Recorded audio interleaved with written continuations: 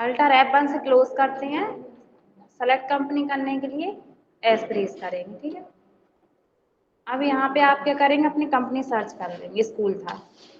ठीक है, हमने इसमें कल आपको बताया था लास्ट क्लास में मूल्य ह्रास लगाना, तो आ गया था आप सभी स्टूडेंट्स को, कैलकुलेशन करना आ गया था। ठीक है, अभी हमने नगद बताया था, जो भी आप संपत्ति खरीदते हैं और बेचते हैं। ठीक है, अब अपन उधार संपत्ति खरीदते हैं, जैसे कि उधार मतलब किसी पर्सन से खरीदेंगे, तो अपन यहाँ पे देखते हैं DAL से, जैसे कि कंप्यूटर है तो कंप्यूटर का अमाउंट बता रहा है, फर्नीचर भी है,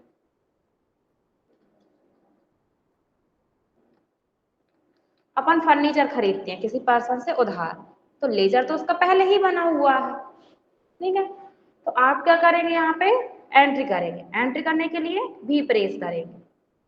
जब भी आप कोई भी नगद संपत्ति खरीदते हैं तो उसकी एंट्री किस वाउचर में होती है, जनरल वाउचर में, तो जनरल वाउचर सेलेक्ट करेंगे। बाय में क्या लिखेंगे, असेट्स का नाम मतलब संपत्ति का नाम, एंटर। देखिए उसका जीरो बैलेंस बता रहा है, क्यों, क्योंकि अपन ने फर्नीचर खरीदा तो था लेकिन अपन ने उसे बेच भी दिया था, तो अपने पास था ही नहीं, इसलिए उसका अमाउंट यहाँ पे बैलेंस जीरो बता रहा है। तो अपन खरीद रहे हैं उधार, कितने का आप कम फर्नीचर खरीद रहे हैं, यहाँ वो अमाउंट डाल दें, एंड टू में क्या आ जाएगा, पर्सन का नाम जिससे आप उधार फर्नीचर खरीद रहे हैं, तो उसका लेजर नहीं बना, तो लेजर कैसे बनाएंगे, पर आप तो वाउचर एंट्री में है। हाँ, अगर आप वाउचर एंट्री में होते हैं और डायरेक्ट लेजर बनाना, तो उसकी शॉर्टकट की रहती है अल्टर C, और आप फ्रंट पेज पे रहते हैं तो उससे बनता है आपका ALC से लेजर। ठीक है, यहाँ पे आप उस पर्सन के नाम का लेजर बनाएंगे जिससे आप उधार संपत्ति खरीद रहे हैं। हमने सोहन नाम ले लिया, सोहन से अकाउंट, ये डुप्लीकेट बता रहा है, क्यों, क्योंकि इस पर्सन का लेजर पहले से बना हुआ है, इसलिए वो डुप्लीकेट बता रहा है। तो अपन कोई और सा नाम ले लेते हैं,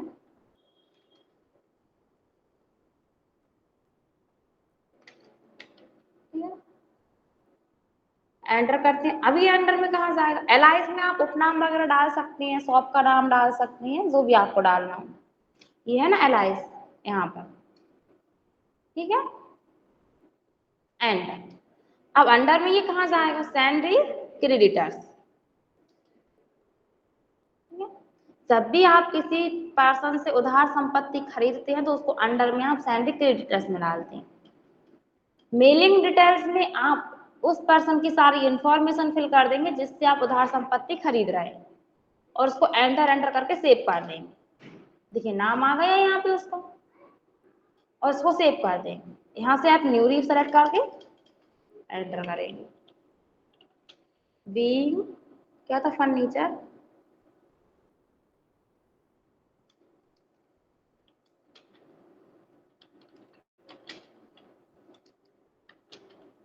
क्रेडिट, या फिर फ्रॉम, जो पर्सन का नाम है उस पर्सन का नाम भी डाल सकते हैं। ठीक है, तो आ जाएगा, इसको अपन सेव कर देंगे।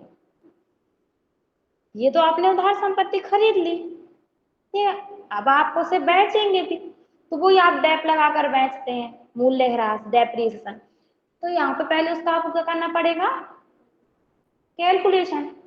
ठीक है, तो हमने अभी आपको बताया था वो लॉन्ग प्रोसेस थी, तो आ गए थे आप सभी को, वही दोबारा बताएं या शॉर्ट में बता दें। देखिए आप यहाँ पे भी कर सकते हैं कैलकुलेशन, ठीक है, या फिर आप एक्सेल में भी कर सकते हैं। तो अपन एक्सेल ओपन कर लेते हैं, एक्सेल में बता देंगे, फिर हम यहाँ पे बता देंगे।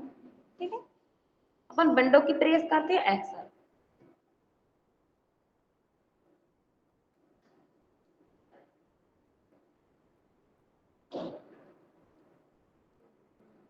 अब यहाँ पे आप क्या लिखेंगे, कॉस्ट प्राइस, और यहाँ पे लिखेंगे आप रेट ऑफ डेप।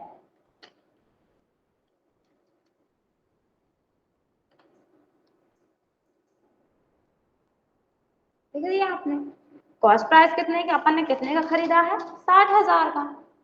अब आप यहाँ पे देखेंगे कितने परसेंट की दर से आप पे उस पर मूल्य ह्रास लग रहा है, मान के चलिए 10% लग रहा है, तो यहाँ पे पहले आप परसेंटेज एक्टिवेट करेंगे और 10 लिख देंगे, ठीक है। अब यहाँ पे आप क्या लिखेंगे, 1 per year, per year dep, per month dep और पर, ठीक है। आ जाइए, आप पर ईयर डेप निकालने के लिए इक्वल करेंगे, कॉस्ट प्राइस का सेल एड्रेस लेंगे और इनटू कर देंगे किससे, रेट ऑफ डेप, एंटर कर देंगे, तो ये 1 साल का आ जाएगा। इसके बाद पर मंथ का निकालेंगे तो इक्वल करेंगे, पर ईयर डेप का सेल एड्रेस लेंगे, डिवाइड कितने से करना है, फिर इक्वल करेंगे आप, पर ईयर डेप का सेल एड्रेस लेंगे, डिवाइड करना है 365, 1 साल में कितने दिन होते हैं। अब ये पूछिए कहाँ से सॉर्ट हुआ, आपने इसमें गारंटी भी नहीं लिखी, अवशिष्ट मूल्य भी नहीं लिखा, तो उससे ही थोड़ा शॉर्ट हो जाएगा, उसमें क्या होता है आप लोग बहुत कंफ्यूज हो जाते हैं।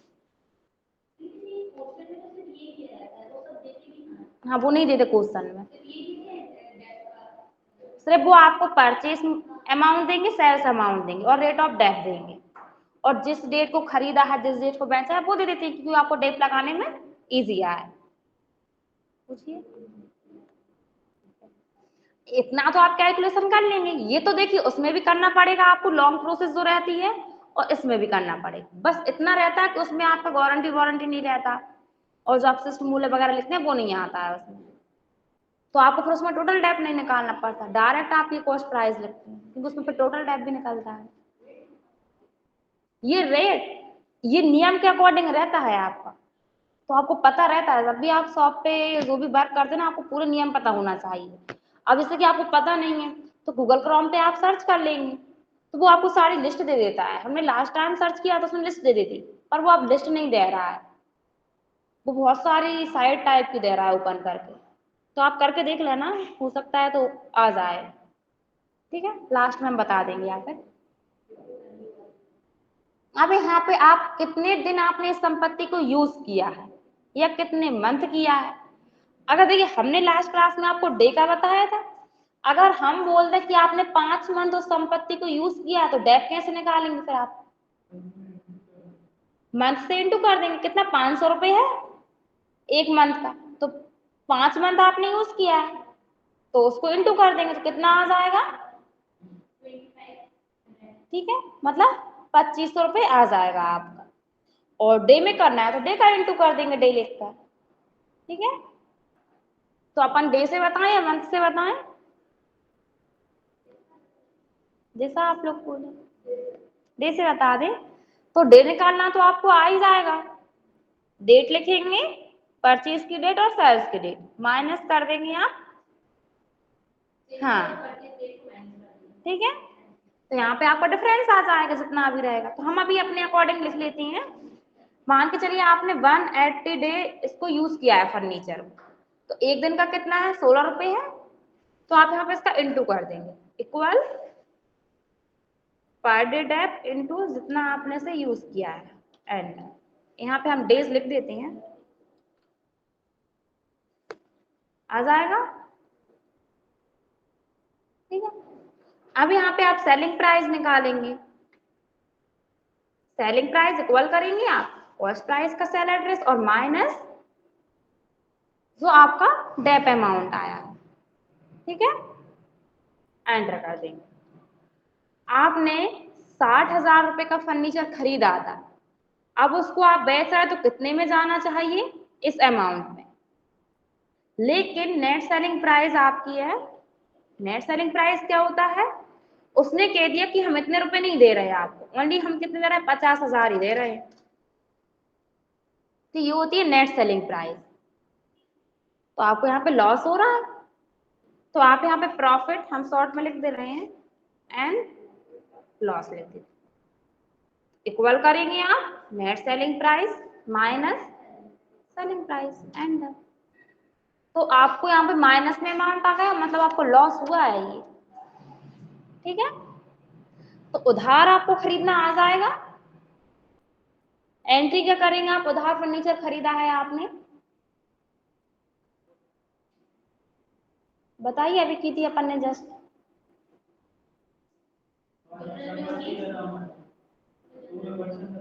ठीक है, और किस वाउचर में एंट्री होगी? जर्नल वाउचर में। ठीक है, अभी अपन ने की हुई थी जस्ट यहाँ पर, पेज अप करते हैं तो आपको एंट्री दिख जाएगी। यही थी, अपन ने उधार संपत्ति खरीद ली थी, अब अपन इस पे डैप लगा रहे हैं, तो डैप का लेजर अपना पहले से ही बना हुआ है। अगर अपन दोबारा बनाएंगे तो क्या बताएगा आपको? डुप्लीकेट। तो अपन डैप लिखेंगे बाय में, कितने रुपए आया है आपका?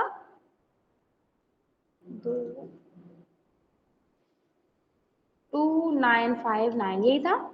एंड टू में आ जाएगा संपत्ति का नाम।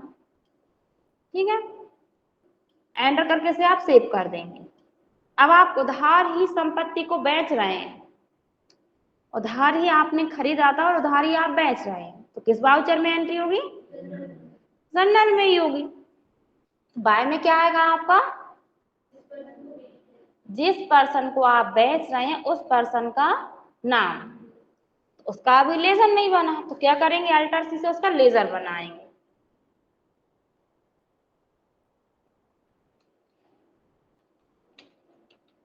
एंटर। अब ये एंटर में कहा जाएगा आपका? सैंड्री डेप्टर्स।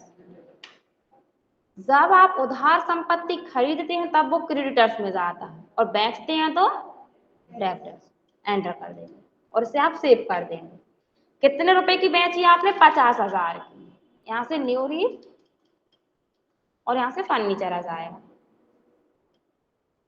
ठीक है,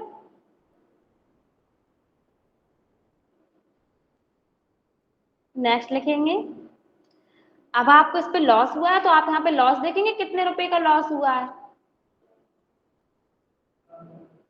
साथ है, तो आपके लॉस की एंट्री किस वाउचर में होती है? जर्नल में। बाय में क्या आएगा? Profit and loss.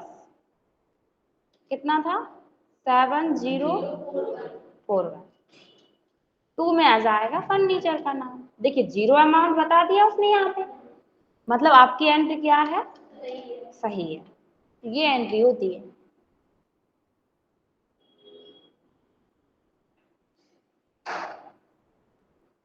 ठीक है, कुछ डाउट हो तो पूछ लीजिए। हाँ, होता है।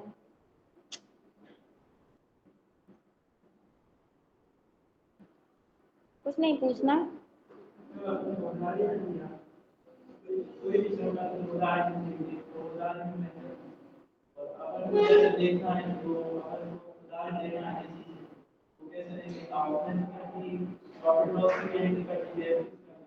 तो वो तो देखना है आपको, तो DAL से ही देखेंगे ना अपन, DAL से देखेंगे। ठीक है, तो अपन क्या फर्नीचर देखना चाह रहे हैं, तो ये है फर्नीचर आपका।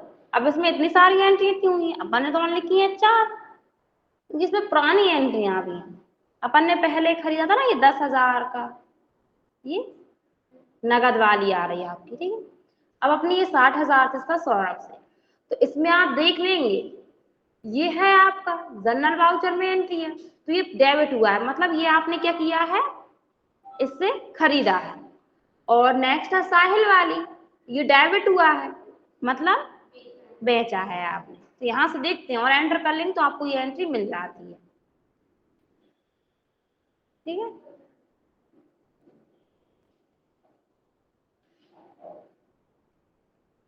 और कुछ पूछना है? ठीक है, अब आप ये बताइए कि लेजर में सुधार करने के लिए क्या शॉर्टकट की है? क्या? ALA का फुल फॉर्म? अरे नहीं, हम ऐसे तो नहीं, पूरा बताइए। ठीक है, बता दिया। A means account information, L means ledger, A मतलब अल्टर। ठीक है,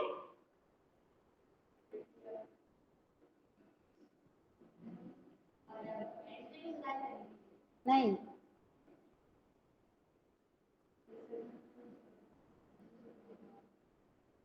देखिए यार इसमें यार कोई शॉर्टकट भी नहीं है।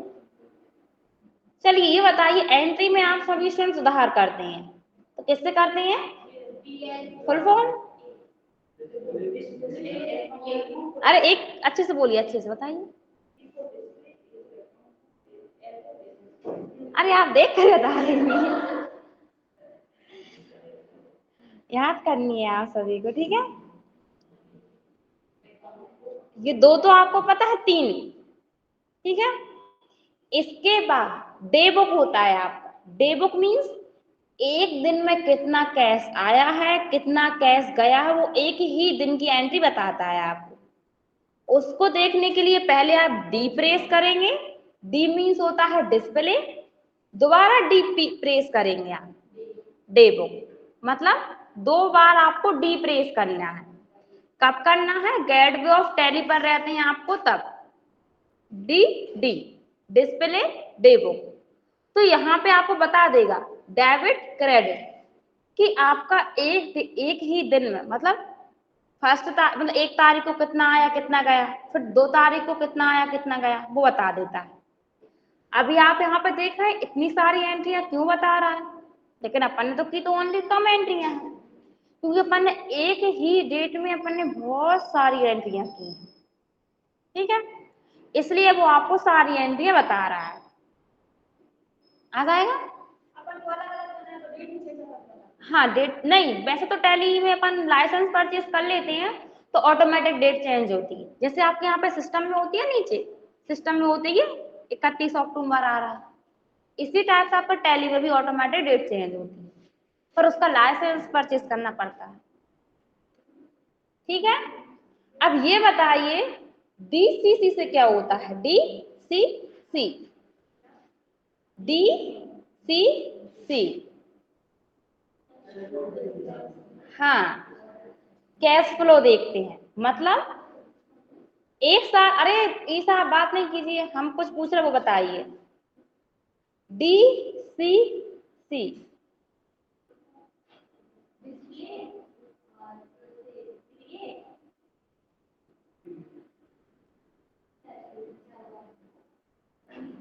चलिए पहले हम बता देते हैं इससे आप देखते क्या है। इससे देखते हैं आप, एक साल में 12 मंथ होते हैं। 1 अप्रैल को आपका फाइनेंस ईयर स्टार्ट होता है, 31 मार्च को एंड होता है, ठीक है। तो 1 अप्रैल से 31 मार्च तक जितने भी मंथ आपके आते हैं टोटल 12 ही आ जाते हैं।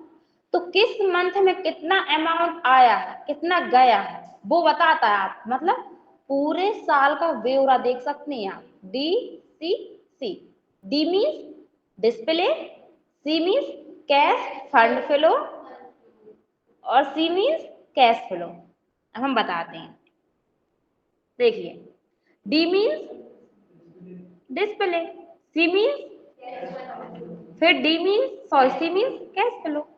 तो देखिए अपन ने अभी ओनली अप्रैल मंथ में ही एंट्रियां की है, तो इसलिए वो अप्रैल मंथ का ही बता रहा है।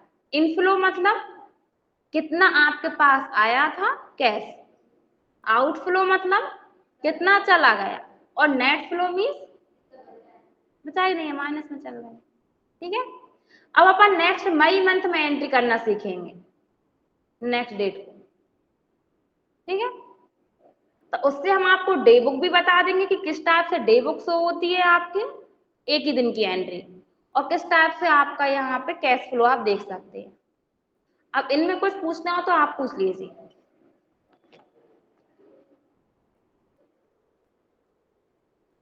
ठीक है। कुछ नहीं पूछना, कुछ तो पूछ लीजिए, अभी नहीं बताया, क्लोज कर देते हैं तो।